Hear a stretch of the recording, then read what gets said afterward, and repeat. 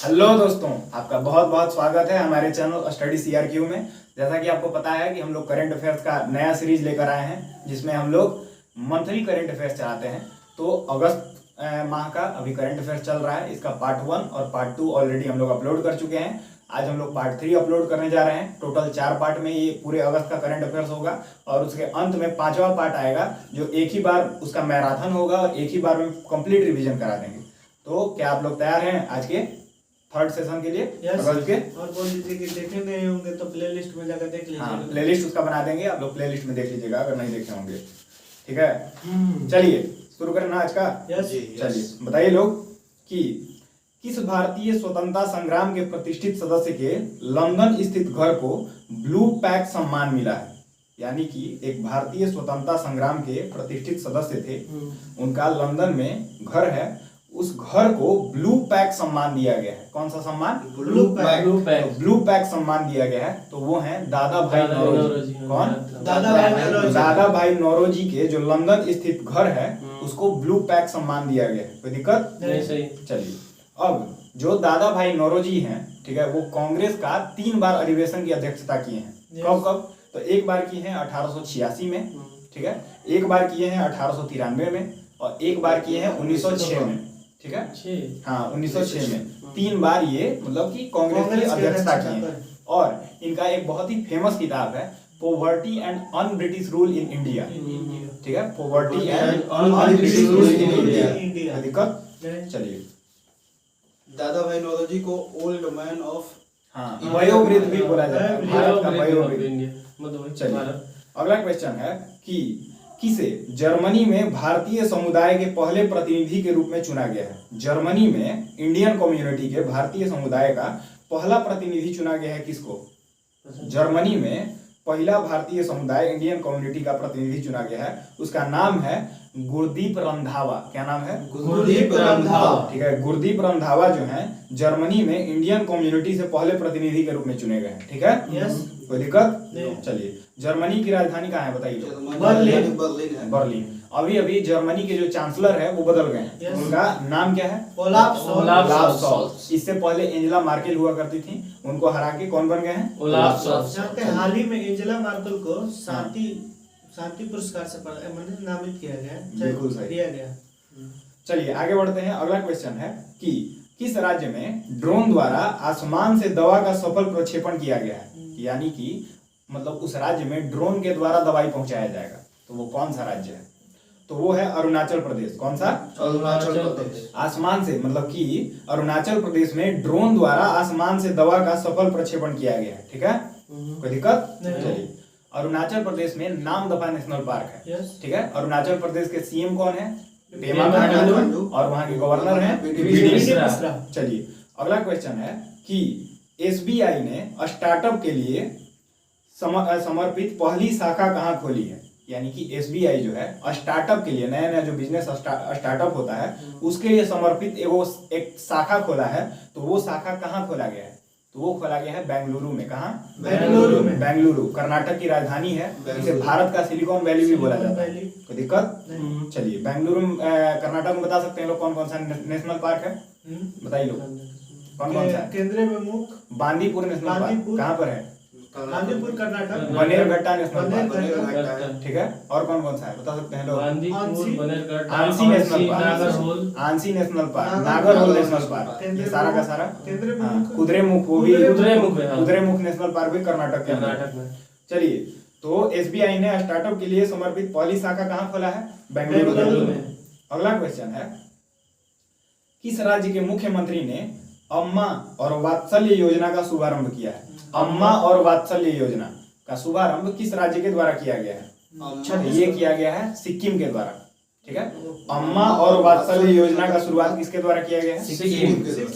सिक्किम के सरकार के द्वारा अम्मा और वात्सल्य योजना की शुरुआत किया गया है। ठीक है, अब सिक्किम जो है पहले ये भारत का हिस्सा नहीं हुआ करता था। सिक्किम जो है एक विजित राज्य है, मतलब कि भारत के द्वारा जीता गया या मतलब उसके अपने मन से इसमें आया है टेरिटरी में भारत के। ठीक है, जिसे 35वां संवैधानिक संशोधन के द्वारा जो सिक्किम है उसको सह राज्य का दर्जा दिया गया था। कोई दिक्कत 1974 में। उसके बाद 36वां संवैधानिक संशोधन हुआ था 1975 में और सिक्किम को एक कंप्लीट राज्य का दर्जा दिया गया था। ठीक है। और भारत में अगर नागरिकता के प्रावधान को देखें तो अगर किसी दूसरे देश के लोग भारत में शामिल हो जाएं तो उस देश के सभी नागरिकों को ऑटोमेटिक भारत की सदस्यता मिल जाती है। ठीक है। तो इस तरह से सिक्किम चूंकि जीता हुआ क्षेत्र था एक तरह से, तो वहां के सारे लोगों को भारत की नागरिकता आराम से दे दी गई। कोई दिक्कत वर्तमान में अब भारत जो सिक्किम जो है वो भारत का अभिन्न अंग है। 22वां राज्य है। हाँ 22वां राज्य भी है सिक्किम। चलिए अगला क्वेश्चन है कि 19 अगस्त 2022 को देश की पहली electric double decker AC bus कहां शुरू हुई है? देश की पहली electric double decker AC bus कहां शुरू किया गया है? मुंबई में। तो ये किया गया है मुंबई में। मुंबई के अंदर ठीक है देश का पहला electric double decker AC bus शुरू किया गया है। कोई दिक्कत? चलिए अगला क्वेश्चन है कि किस राज्य का आदिवासी बहुल मंडला जिला भारत का पहला कार्यात्मक रूप से साक्षर जिला बन गया है? ठीक है। आदिवासी बहुल एक जिला है जिसका नाम है मंडला। ठीक है। भारत का पहला कार्यात्मक रूप से साक्षर जिला बन गया है, यानी कि एक आदिवासी जिला है जो अब साक्षर जिला है। ठीक है। तो वो मंडला जिला जो है ये मध्य प्रदेश का एक जिला है। मध्य प्रदेश में आदिवासी बहुल मंडला जिला भारत का पहला कार्यात्मक रूप से साक्षर जिला बन गया है। कोई दिक्कत? चलिए आगे आते हैं। आदिवासी से तो अभी रिलेटेड है, आदिवासी जो है आदिवासी आदि महोत्सव भी मध्य प्रदेश में और आदिवासी राष्ट्रपति बनी है अभी। हाँ अभी हम लोगों की जो राष्ट्रपति बनी है वो आदिवासी कम्युनिटी से ही है। उनका क्या नाम है? द्रौपदी मुर्मू। ठीक है द्रौपदी मुर्मू बनी है। चलिए आगे बढ़ते हैं। अगला क्वेश्चन है कि यूएफा महिला चैंपियंस लीग खेलने वाली पहली भारतीय फुटबॉलर कौन बन गई है?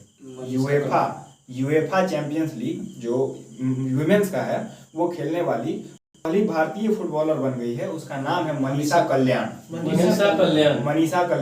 अभी हाल ही में IIFA अवार्ड भी मनीषा कल्याण को मतलब विमेंस के कैटेगरी में दिया गया है। ठीक है। चलिए पुरुष में सुनील छेत्री और पुरुष में सुनील छेत्री को दिया गया है। अगला क्वेश्चन है कि HDFC बैंक ने कहां केवल महिला कर्मचारियों द्वारा संचालित शाखा खोली है? HDFC बैंक जो है अपना एक शाखा खोला है जहां पर केवल महिलाएं वर्क करती हैं। तो वो खोला गया है कोझिकोड केरल में। कहां पर? कोझिकोड केरल में HDFC बैंक के द्वारा एक शाखा खोला गया है जहां पर बस महिला काम करती हैं। ठीक है। अब बताइए लोग HDFC का फुल फॉर्म क्या होता है? तो वो होता है हाउसिंग डेवलपमेंट फाइनेंशियल कॉर्पोरेशन। ठीक है।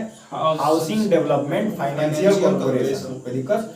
HDFC के जो अभी वर्तमान में CEO हैं वो है शशिधर जगदीशन। कौन है? शशिधर जगदीशन। चलिए अगला क्वेश्चन है कि पेटीएम ने POS उपकरण लगाने के लिए किसके साथ समझौता किया है?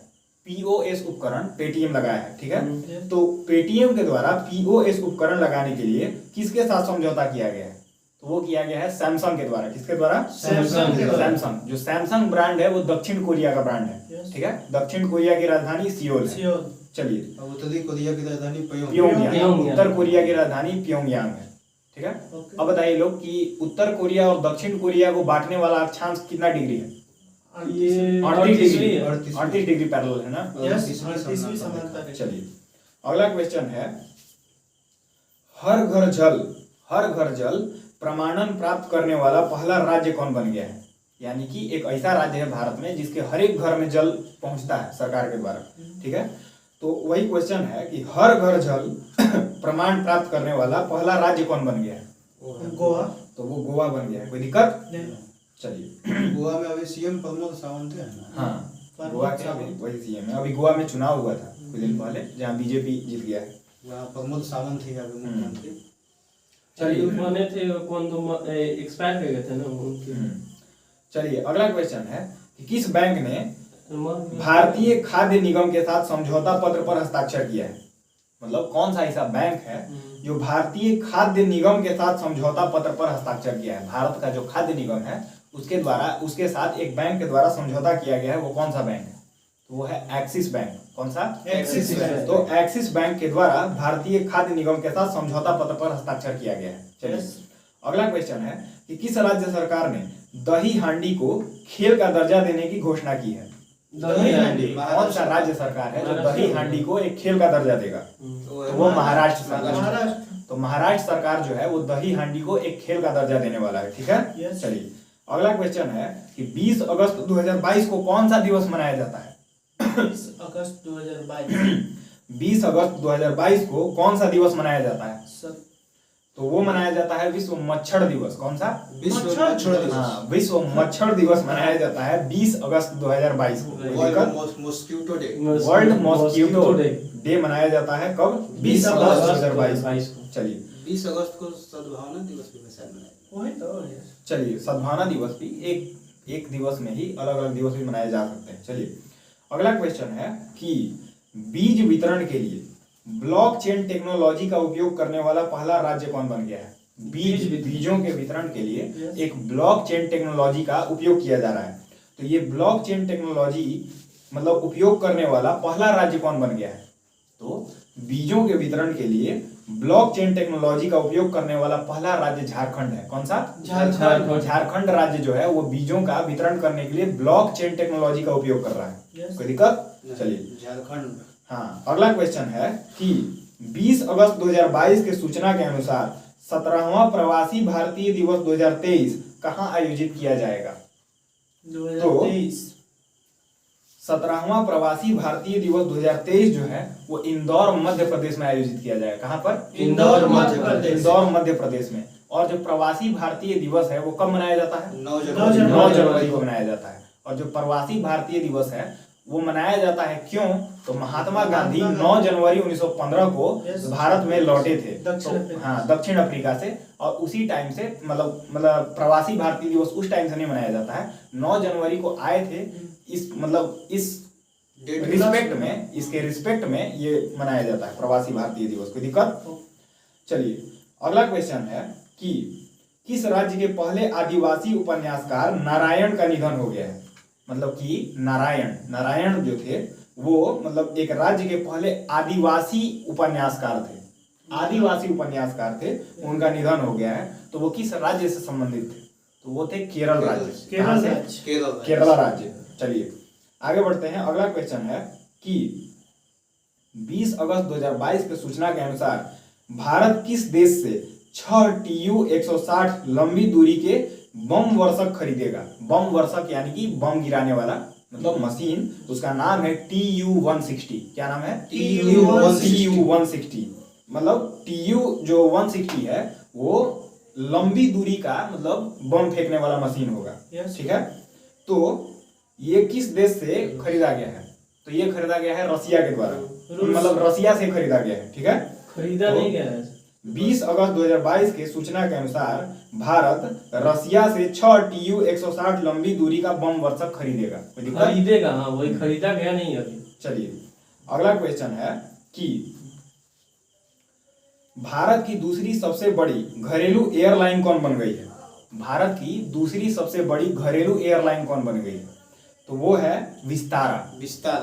विस्तारा जो है ये भारत की दूसरी सबसे बड़ी घरेलू एयरलाइन है। कोई दिक्कत? एयरलाइन। हाँ, भारत की दूसरी सबसे बड़ी घरेलू एयरलाइन कौन सा है?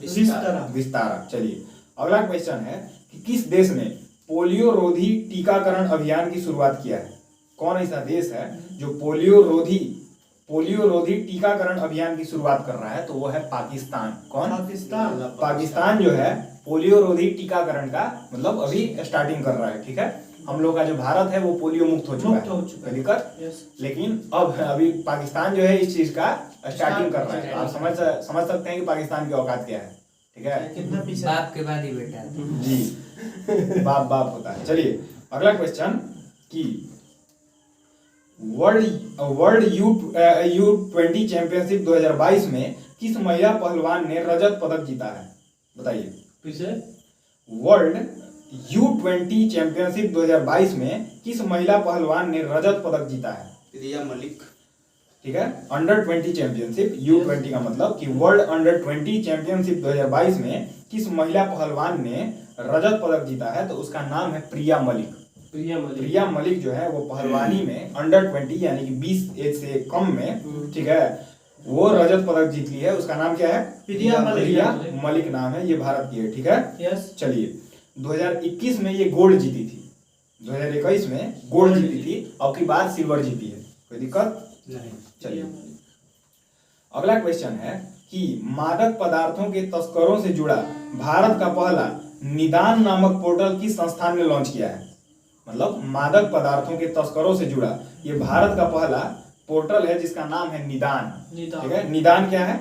मादक पदार्थों के तस्करों से जुड़ा भारत का पहला पोर्टल है, नाम क्या है? निदान। तो ये किस संस्थान के द्वारा लॉन्च किया गया है?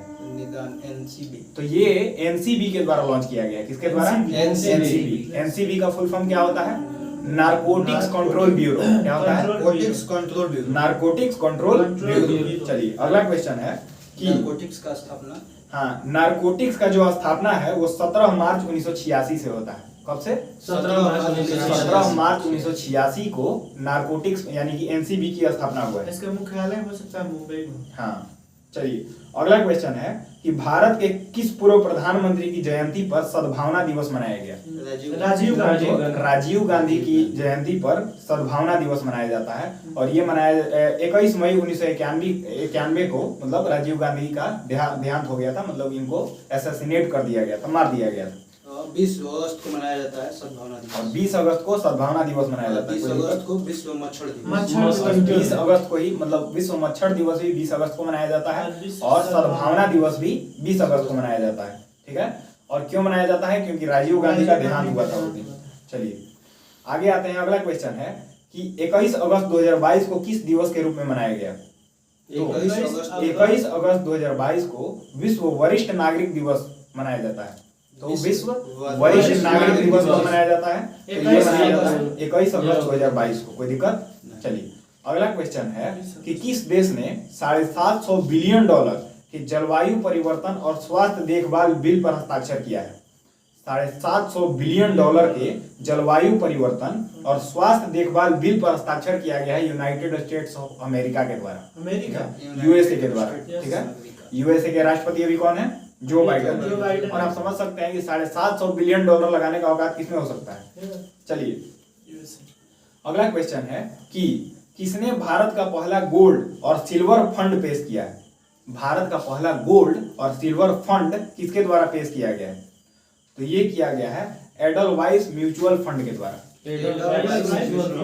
एडलवाइस म्यूचुअल फंड के द्वारा भारत का पहला गोल्ड और सिल्वर फंड पेश किया गया है। कोई दिक्कत? चलिए अगला क्वेश्चन है कि किस कंपनी को Asia's best employer brand award से सम्मानित किया गया है? मतलब एक कंपनी है जिसको एशिया का बेस्ट एम्प्लॉयर ब्रांड अवार्ड दिया गया है, वो कौन सा कंपनी है? तो वो है एनटीपीसी। कौन? एनटीपीसी। एनटीपीसी हम लोग का एक महारत्न कंपनी है। ठीक है, और एनटीपीसी के जो अध्यक्ष हैं वो गुरदीप सिंह। अभी हाल में हम लोग के महारत्न कंपनी टोटल 12 है। कितना? 12, जिसमें 11वां महारत्न कंपनी नया जुड़ा था, उसका नाम था पीएफसी, और 12वां जो महारत्न कंपनी है वो जुड़ा है आरईसी। ठीक है, आरईसी। चलिए अगला क्वेश्चन है कि स्कॉटलैंड संग्रहालय ने भारत को कितनी प्राचीन कलाकृतियां लौटाने के लिए समझौता किया है? स्कॉटलैंड संग्रहालय में भारत का प्राचीन कलाकृति मतलब रखा हुआ है, तो वहां से कितनी कलाकृतियां लौटाने का मतलब समझौता हुआ है स्कॉटलैंड के साथ? तो 7। कितना? 7। मतलब स्कॉटलैंड संग्रहालय से भारत के 7 प्राचीन कलाकृतियां लौटाई जाएंगी। कोई दिक्कत नहीं। चलिए अगला क्वेश्चन है कि चंडीगढ़ अंतर्राष्ट्रीय हवाई अड्डे का नाम किसके नाम पर रखने की घोषणा की गई? शहीद भगत सिंह। तो चंडीगढ़ अंतर्राष्ट्रीय हवाई अड्डे का नाम जो है वो शहीद भगत सिंह के नाम पर रखने की घोषणा किया गया है। यानी कि जो चंडीगढ़ अंतर्राष्ट्रीय हवाई अड्डा है उसको शहीद भगत सिंह अंतर्राष्ट्रीय हवाई अड्डा बोला जाएगा। कोई दिक्कत? चलिए अगला क्वेश्चन है कि किस राज्य के मिथिला मखाना को जीआई टैग प्रदान किया गया है? मिथिला मखाना।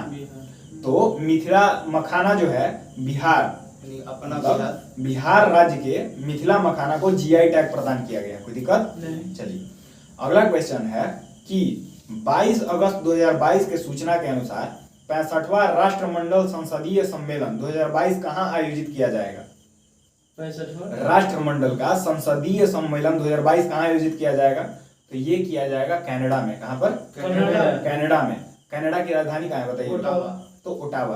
तो 65वां राष्ट्रमंडल संसदीय सम्मेलन 2022 कहां आयोजित किया जाएगा? कनाडा के ओटावा में। चलिए अगला क्वेश्चन है कि क्रिप्टो कप में आर प्रज्ञानंद ने किसे हराया है? आर प्रज्ञान अभी क्रिप्टो कप हुआ था, तो क्रिप्टो कप में आर प्रज्ञानंद जो है उसने मैग्नस कार्लसन को हरा दिया है।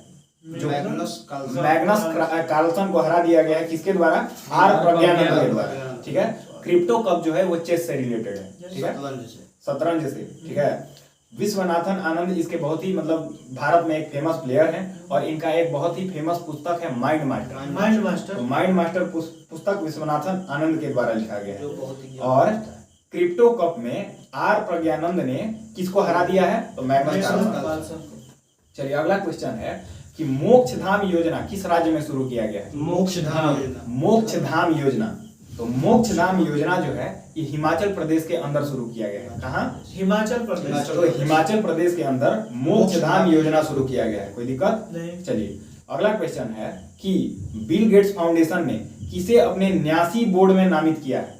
जो बिल गेट्स फाउंडेशन है उसने अपने न्यास बोर्ड में, जो न्यासी बोर्ड है उसका, उसमें आशीष धवन को शामिल किया है। किसको? आशीष धवन को बिल गेट्स फाउंडेशन के द्वारा अपने न्यासी बोर्ड में शामिल कर लिया गया।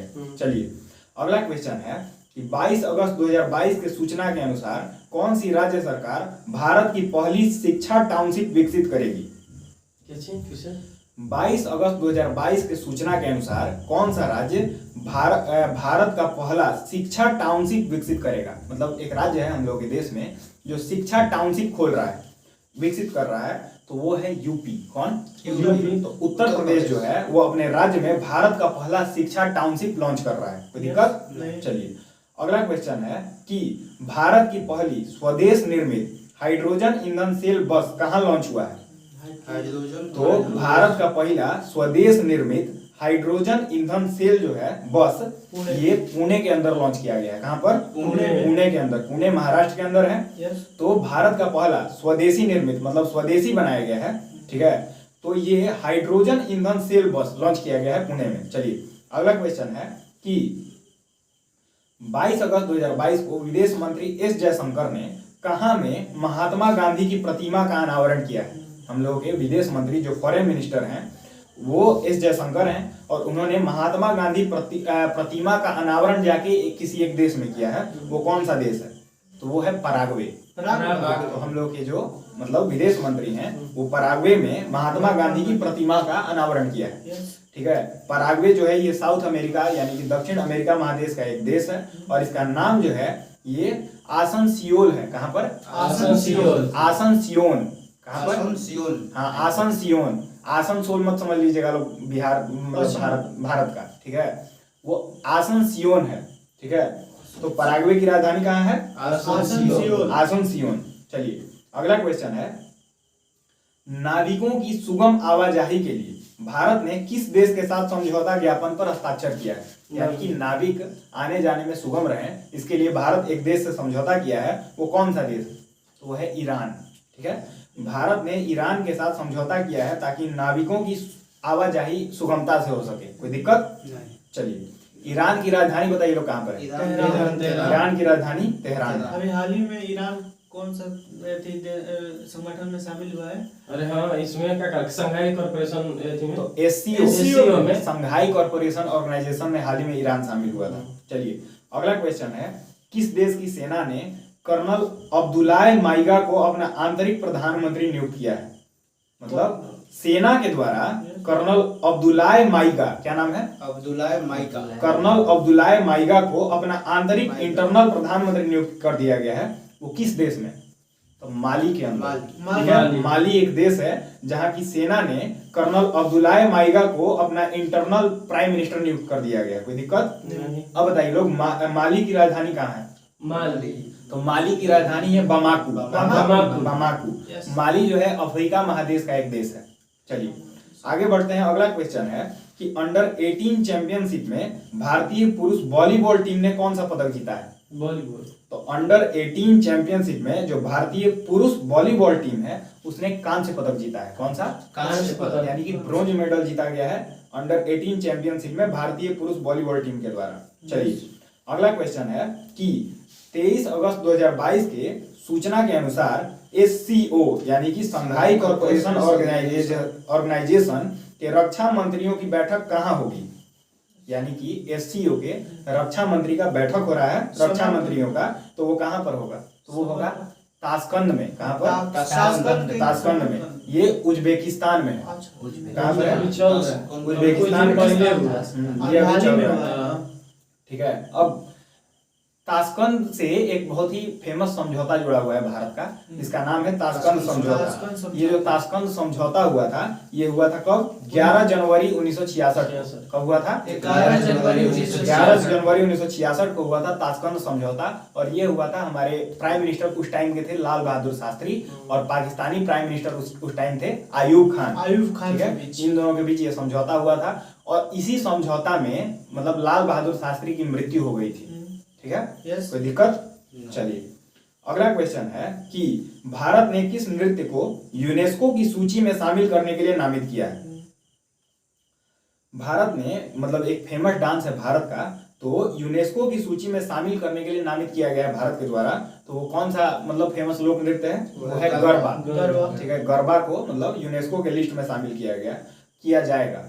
गरबा जो है गुजरात का लोक नृत्य है। कोई दिक्कत? यूनेस्को का मुख्यालय कहाँ पर है? यूनेस्को का पेरिस। यूनेस्को का स्थापना कब होता है? 1945 में, 1945 में। चलिए अगला क्वेश्चन है कि सिल्क पार्क एक्सपो का उद्घाटन कहाँ किया गया? Silk park expo. तो सिल्क पार्क एक्सपो जो है उसका उद्घाटन न्यू दिल्ली में किया गया। कहाँ पर? न्यू दिल्ली में सिल्क पार्क एक्सपो का उद्घाटन किया गया। कोई दिक्कत? चलिए अगला क्वेश्चन है कि इलस्ट्रेटेड रिपोर्टिंग में 2022 का पुलित्जर पुरस्कार किसने जीता है? इलस्ट्रेटेड रिपोर्टिंग के कारण, ठीक है, 2022 का पुलित्जर पुरस्कार जो है ये फहमीदा अजीम के द्वारा जीता है। क्या नाम है? फहमीदा अजीम। पुलित्जर अवार्ड इनको दिया गया है, और ये बांग्लादेश की महिला है। ठीक है, चलिए अगला क्वेश्चन है कि अंतरराष्ट्रीय 23 अगस्त 2022 को, यह छोड़िए अब इतना रहने देते हैं, आज का सेशन इतना ही रहने देते हैं। अब चलिए आते हैं जरा क्विक रिवीजन करते हैं, सब कोई बोलेगा। ठीक है, चलिए पहला तो क्वेश्चन शुरू करते हैं। ब्लू पैक सम्मान किसको दिया गया है बताइए लोग? ब्लू पैक सम्मान जो है ये दादा भाई लंदन स्थित घर को दिया गया है। ठीक है, चलिए अगला क्वेश्चन है कि जर्मनी में भारतीय कम्युनिटी के पहले प्रतिनिधि के रूप में किसे चुना गया है? तो वो चुना गया है गुरदीप रंधावा को। चुना गया है गुरदीप रंधावा को। अगला है किस राज्य में ड्रोन द्वारा आसमान से दवा का सफल प्रक्षेपण किया गया? अरुणाचल प्रदेश के द्वारा। अगला क्वेश्चन है कि एसबीआई ने स्टार्टअप के लिए समर्पित पहली शाखा कहाँ खोली है? तो बेंगलुरु में। अगला क्वेश्चन है किस राज्य के मुख्यमंत्री ने अम्मा और वात्सल्य योजना का शुभारंभ किया है? सिक्किम राज्य के द्वारा। अगला क्वेश्चन है कि देश की पहली electric double decker AC bus कहाँ शुरू किया गया? मुंबई के अंदर। अगला क्वेश्चन है किस राज्य का आदिवासी बहुल मंडला जिला भारत का पहला कार्यात्मक रूप से साक्षर जिला बन गया? मध्य प्रदेश। अगला है यूएफए महिला चैंपियंस लीग खेलने वाली पहली भारतीय महिला फुटबॉलर कौन बन गई? मनीषा कल्याण। अगला है कि एचडीएफसी बैंक ने कहां पर केवल महिला कर्मचारियों द्वारा संचालित शाखा खोली है? कोझिकोड, केरल। ठीक है, अगला है कि पेटीएम ने पॉस उपकरण लगाने के लिए किसके साथ समझौता किया है? सैमसंग के साथ। अगला है हर घर जल प्रमाण प्राप्त करने वाला पहला राज्य कौन बन गया? गोवा। अगला है किस बैंक ने भारतीय खाद्य निगम के साथ समझौता पत्र पर हस्ताक्षर किया है? Axis bank. अगला है किस राज्य सरकार ने दही हांडी को खेल का दर्जा दिया है? महाराष्ट्र। अगला है कौन सा 20 अगस्त 2022 को कौन सा दिवस मनाया गया? विश्व मच्छर दिवस, सद्भावना दिवस। अगला है कि बीज वितरण के लिए ब्लॉकचेन टेक्नोलॉजी का उपयोग करने वाला पहला राज्य कौन है? झारखंड। अगला है कि 20 अगस्त 2022 के सूचना के अनुसार 17वां प्रवासी भारतीय दिवस 2023 कहाँ आयोजित किया जाएगा? इंदौर मध्य प्रदेश। अगला क्वेश्चन है किस राज्य के पहले आदिवासी उपन्यासकार नारायण का निधन हुआ है? केरल। अगला क्वेश्चन है कि भारत किस देश से 6 TU-160 लंबी दूरी का बम वर्षक खरीदेगा? रशिया के साथ। अगला है भारत की दूसरी सबसे बड़ी घरेलू एयरलाइन कौन बन गई है? विस्तारा। अगला है किस देश ने पोलियो रोधी टीकाकरण अभियान की शुरुआत की है? पाकिस्तान। अगला है कि वर्ल्ड अंडर 20 चैंपियनशिप 2022 में किस महिला पहलवान ने रजत पदक जीता है? प्रिया मलिक। अगला क्वेश्चन है कि मादक पदार्थों के तस्करों से जुड़ा भारत का पहला निदान नामक पोर्टल किस संस्थान ने लॉन्च किया है? एनसीबी ने। अगला है भारत के किस पूर्व प्रधानमंत्री की जयंती पर सद्भावना दिवस मनाया गया? राजीव गांधी। अगला है कि 21 अगस्त 2022 को कौन सा दिवस मनाया जाता है? तो विश्व वरिष्ठ नागरिक दिवस। विश्व वरिष्ठ नागरिक दिवस। अगला है किस देश ने $750 बिलियन के जलवायु परिवर्तन और स्वास्थ्य देखभाल बिल पर हस्ताक्षर किया है? यूएसए। अगला है किसने भारत का पहला गोल्ड और सिल्वर फंड पेश किया है? तो एडलवाइस म्यूचुअल फंड। अगला है किस कंपनी को Asia's best employer brand award से सम्मानित किया गया है? एनटीपीसी। अगला है कि स्कॉटलैंड संग्रहालय ने भारत को कितनी प्राचीन कलाकृतियां लौटाने के लिए समझौता किया? 7।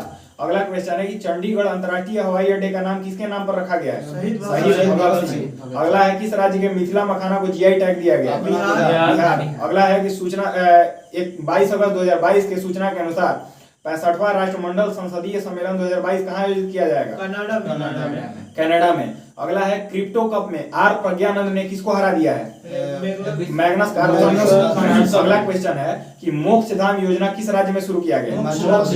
हिमाचल प्रदेश में। अगला है बिल गेट्स फाउंडेशन ने किसे अपने न्यासी बोर्ड में नामित किया है? आशीष धवन।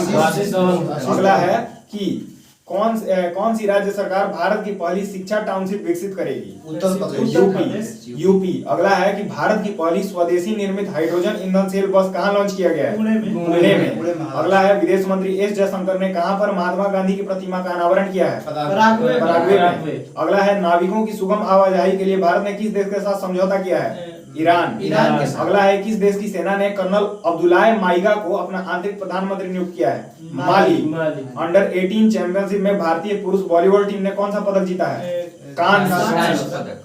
अगला है कि एशियो रक्षा मंत्रियों की बैठक कहां पर होगी? ताशकंद। ठीक है। अगला है कि किस नृत्य को यूनेस्को की सूची में शामिल करने के लिए नामित किया गया है? गरबा। अगला है कि सिल्क पार्क एक्सपो का उद्घाटन कहां किया गया है? न्यू दिल्ली। अगला है कि इलस्ट्रेटेड रिपोर्टिंग में पुलित्जर पुरस्कार किसने जीता है? फहमीदा अजीम, बांग्लादेश की है।